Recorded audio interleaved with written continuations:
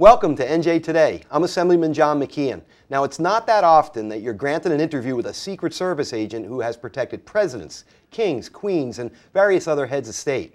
Former agent Jan Gilhooly is not your typical Essex County resident, and we know he can't divulge too much about his exciting career, but we're hoping he can give us a little bit of tidbit here, there, and the other thing about the Department of Homeland Security and so much else. Jan Gilhooly, welcome to you. John, good morning. Thank you very much. Yeah, one of the most prestigious West Orange residents. That's very nice of you to say that. Jan, I don't even know where to start, but I guess the beginning is a good place. Like, how does one determine I'm going to be a Secret Service agent? It's kind of is an interesting concept for me. I had the opportunity after college to go to work in the federal government in a grant program back in the late 60s, and I got a chance to see all the federal agencies, the FBI, DEA, Secret Service, and I was fascinated and just with what the Secret Service responsibilities were, the fact that it had protective responsibilities and that it had investigative responsibilities. Well, you know, and for people that don't know, I guess it really falls under the Treasury Department. Up until 2004, the Secret Service was part of the Treasury Department. After the reorganization of government in 2004, it's now part of the Department of Homeland Security.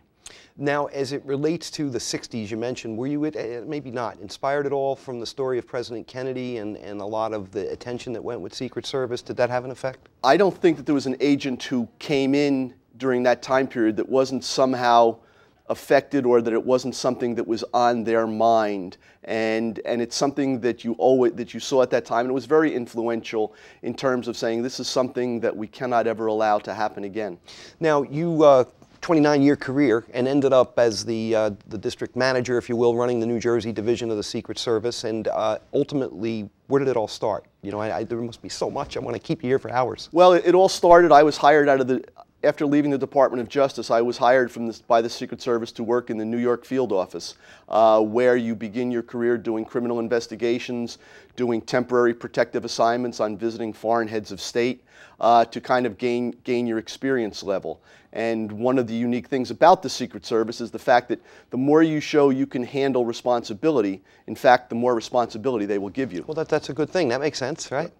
Just the opposite. The government gets a bad rap about the, you know, the Peter principle going the opposite way, but obviously with something as important as the Secret Service, that's the deal. So, you know, I don't mean to say tell me the exciting stories. I guess a lot of what you do ends up being somewhat boring because it's hours and hours to make certain everything goes well. But did you get assigned to a detail? Were you involved with presidential security, heads of state? Kind of bring us through some of the interesting things. Well, it's very interesting that you mentioned the fact that use the words, you know, and sometimes boring, and that can be it. I was fortunate in my career that I was assigned permanently to the White House, to President Reagan, and then to President Bush 41.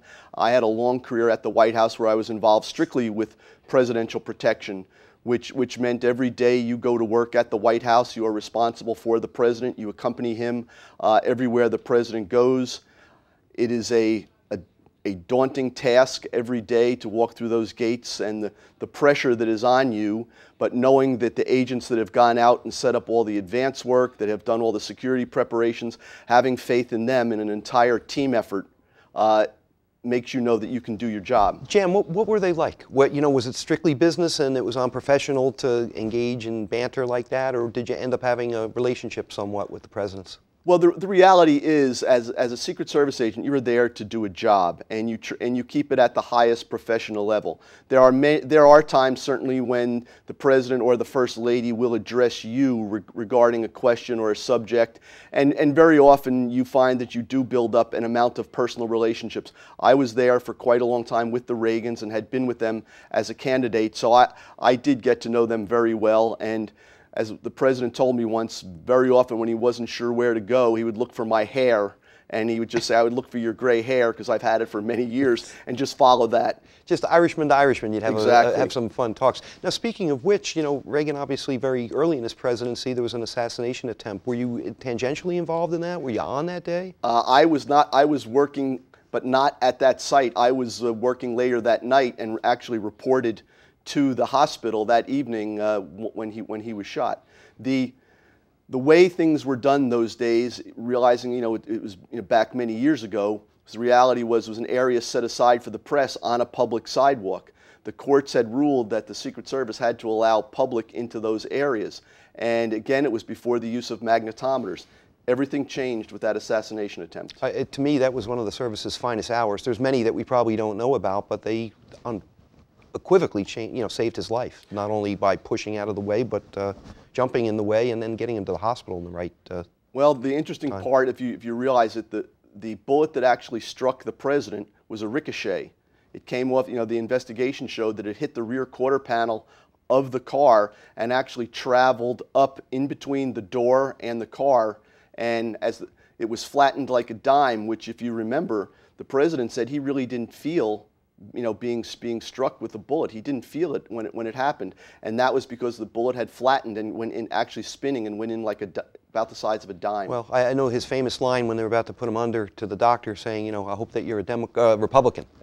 So and the doctor's words were, "Today we're all Republicans, Mr. President."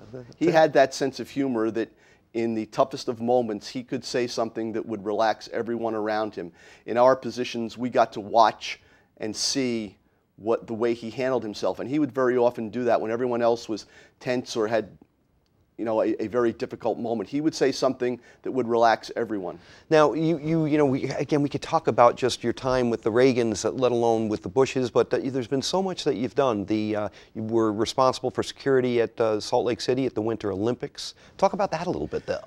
What an undertaking. Well, directly after 9/11, major events in the United States were given the titled National Special Security Events, and the federal government dictated that the Secret Service would be in charge of all national special security events. The Super Bowl in 2002 was given that designation as a national special security event. So a number of senior managers, I was the special agent in charge at that time, were sent down to work in New Orleans and part of the team effort with New Orleans Police Department, the state police, and to put together a plan to make sure that the Super Bowl was in fact secure.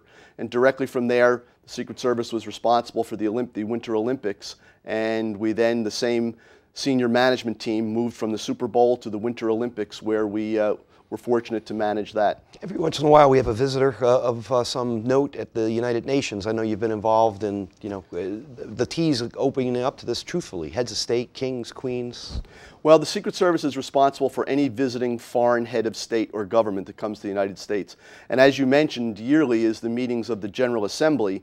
And so what we found over the years was New Jersey actually grew, and many heads of state, rather than using New York airports, would come in through New Jersey, through Newark International Airport, through Liberty International. And that made the number of heads of state we would see grow exponentially. And very often here in New Jersey, Northern New Jersey, they would come here to visit various places of interest, West Orange being one of them. Well, Jan, what's interesting to me when a dignitary comes in from maybe someone that's not very friendly to the United States. I use Iran, for example.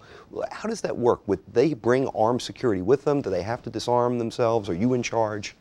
Well, any visitor to the United States, the U.S. Secret Service is in charge like that. However, there is a reciprocity. If we were to go to their country, we would expect certain courtesies. So the State Department will make a decision as to whether or not and to what level their presidential security can be armed. But the Secret Service is in fact in charge, and it's your mission to work collectively with their people. Again, it's not a political event for us, it's a responsibility. Therefore, having that responsibility, it's important that we are able to interact and work well with whatever nation comes in and their security people. Jan, one last question, the biggest change. I would imagine, not teasing, they were using walkie-talkies when you started 29 years ago. With the technology, is that the biggest? Well, that I think you're absolutely right. Technology, the changes in technology from seeing things after the Reagan assassination to the complete use of magnetometers at every presidential site wherever the president goes.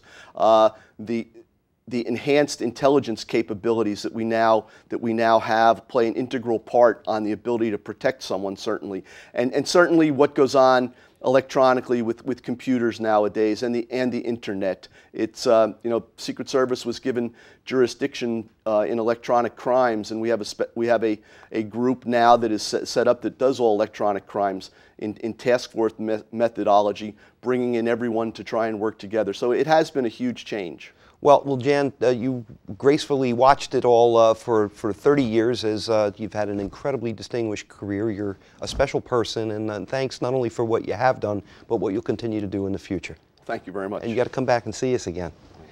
Now, up next, meet the mayor of the Essex County Township that New Jersey Magazine ranked among the top 3 school districts in the state.